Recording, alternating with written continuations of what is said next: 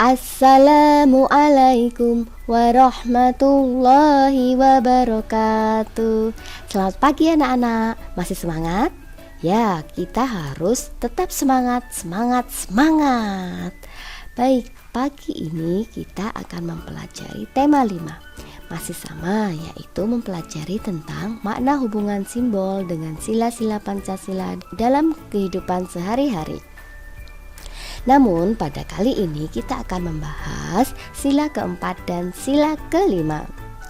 Adapun muatan imtaknya yaitu surat Ali Imran ayat 110, yang artinya kamu umat Islam adalah umat terbaik yang dilahirkan untuk manusia, karena kamu menyuruh berbuat yang ma'ruf dan mencegah dari yang mungkar dan beriman kepada Allah. Sekiranya ahli kitab yang beriman, tentulah itu lebih baik bagi mereka. Di antara mereka ada yang beriman, namun kebanyakan mereka adalah orang-orang yang fasik. Maka kita haruslah berbuat baik dan mengamalkan sila-sila Pancasila dalam kehidupan sehari-hari. Kita langsung saja akan membahas sila keempat. Sila keempat ini dilambangkan dengan kepala banteng, yang artinya kerakyatan. Nah, apa saja yang mengandung arti kerakyatan? Yang pertama, yaitu musyawarah untuk mencapai mufakat atau kesepakatan bersama. Musyawarah ini diartikan saling berkumpul untuk menyelesaikan masalah secara bersama-sama. Kemudian yang kedua, kedaulatan bangsa ada di tangan rakyat. Yang ketiga, bijaksana dalam menyelesaikan masalah. Artinya tidak egois dan tidak mementingkan kepentingan pribadi saja. Yang keempat, mengutamakan kepentingan negara dan bersama daripada kepentingan pribadi atau golongan. Dan yang terakhir, tidak memaksakan kehendak kepada orang lain. Nah, kita lanjutkan ke sila kelima. Sila kelima ini dilambangkan dengan padi dan kapas, yang artinya keadilan sosial. Apa saja yang terkandung dalam sila kelima ini? Yang pertama, semangat gotong royong dan kekeluargaan. Semangat gotong royong ini merupakan ciri khas dari bangsa Indonesia, karena semua dilakukan secara bersama-sama sehingga pekerjaan lebih mudah. Kemudian suka bekerja keras dan pantang menyerah. Yang ketiga, tidak bersifat boros dan hemat. Tentunya suka menabung. Kemudian yang keempat, menjaga keseimbangan antara hak dan kewajiban. Yang kelima, harus adil dan jujur. Dan keenam, menghargai karya orang lain. Baiklah, kita lanjutkan penerapan sila-sila keempat dalam kehidupan sehari-hari. Yang pertama, musyawarah. Musyawarah baik yang dilakukan di desa ataupun di negara kita. Kemudian ada pemilihan umum juga termasuk dalam penerapan sila keempat.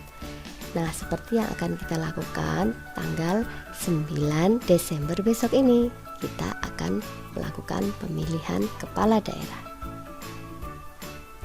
Kita lanjutkan diskusi kelompok. Diskusi kelompok ini juga termasuk dalam penerapan sila keempat. Selanjutnya, penerapan Pancasila sila kelima dalam kehidupan sehari-hari.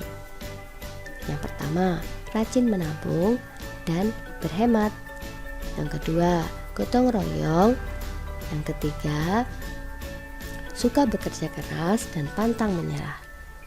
Dan yang selanjutnya yaitu adil, baik adil terhadap teman ataupun dalam kehidupan sehari-hari. Sifat berikut adalah sifat-sifat pahlawan yang patut kita contoh. Yang pertama yaitu berani. Dalam hal ini berkaitan dengan kebenaran. Misalkan saja berani mengakui kesalahan yang dilakukannya. Kedua, berani mengambil resiko dari keputusan dan perbuatan yang dilakukannya. Ketiga, berani mengutarakan pendapat untuk perbaikan. Selanjutnya, pantang menyerah. Nah, pantang menyerah ini artinya kita tidak gampang berputus asa saat mengalami kegagalan berkali-kali. Kemudian selalu berusaha dan semangat. Dan yang ketiga, rela berkorban. Rela berkorban ini artinya saling tolong-menolong antara sesama manusia, sesuai dengan sila kedua. Kemudian membantu mereka yang kesusahan dan berpartisipasi dalam kegiatan sosial seperti kerja bakti, kemudian memberikan sumbangan dan bakti sosial ke panti-panti asuhan atau ke tempat-tempat yang membutuhkan. Keempat, mendahulukan kepentingan bersama. Artinya tidak egois atau tidak mementingkan kepentingan pribadi. Selanjutnya, mendahulukan kepentingan bangsa atau negara atau bersama. Nah, sekarang kita akan lanjutkan dengan materi hal-hal yang terkait tentang semangat pahlawan. Nasionalisme dan patriotisme adalah kunci untuk mempersatukan seluruh kalangan masyarakat Indonesia. Nah, yang pertama yaitu nasionalisme, artinya kita mencintai bangsa dan negara Indonesia. Yang kedua, patriotisme, artinya sikap seseorang yang bersedia mengorbankan segala-galanya untuk kejayaan dan kemakmuran tanah airnya. Seperti contohnya para pahlawan bangsa yang rela berkorban untuk membela negara dan untuk merdeka. Nah, sekarang Indonesia sudah merdeka. Perjuangan yang kita lakukan tentu berbeda dengan perjuangan para pahlawan dulu. Jadi, kita dapat mengisi kemerdekaan dengan sikap belajar dengan tekun, sholat 5 waktu dan berdoa, mengukir prestasi, menghormati orang tua dan guru, dan selalu berbuat baik terhadap sesama. Bisa kan? Nah, kalian harus terapkan ini dalam kehidupan sehari-hari. Selanjutnya, yaitu sikap-sikap pahlawan sesuai Pancasila.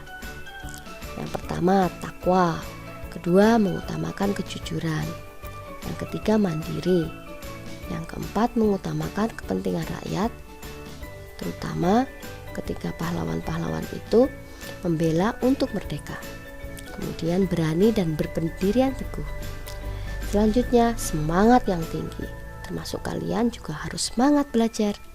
Selanjutnya, kerja keras dan pantang menyerah. Kemudian, jujur dan membela kebenaran. Dan yang terakhir, cinta tanah air Indonesia. Jadi, kesimpulannya pada tema 5 ini yaitu pahlawan adalah orang yang dikenal karena keberaniannya dan pengorbanannya dalam membela kebenaran. Maka sikap-sikap pahlawan yang sesuai Pancasila patut kita jadikan contoh dalam kehidupan sehari-hari. Oke, yuk kita praktekkan. Selanjutnya, semua sila-sila Pancasila, baik sila pertama sampai dengan sila kelima, tidak dapat dilaksanakan secara terpisah-pisah karena Pancasila merupakan satu kesatuan yang utuh dan saling berkaitan. Maka, sila-sila Pancasila ini wajib kita terapkan dalam kehidupan sehari-hari. Nah, begitu saja penjelasan dari Bu Guru. Apabila ada pertanyaan, dapat ditanyakan ke Bu Guru ya. Sekian dulu dari Bu Septri. Wassalamualaikum warahmatullahi wabarakatuh. Dadah. Terima kasih dan sampai jumpa lagi.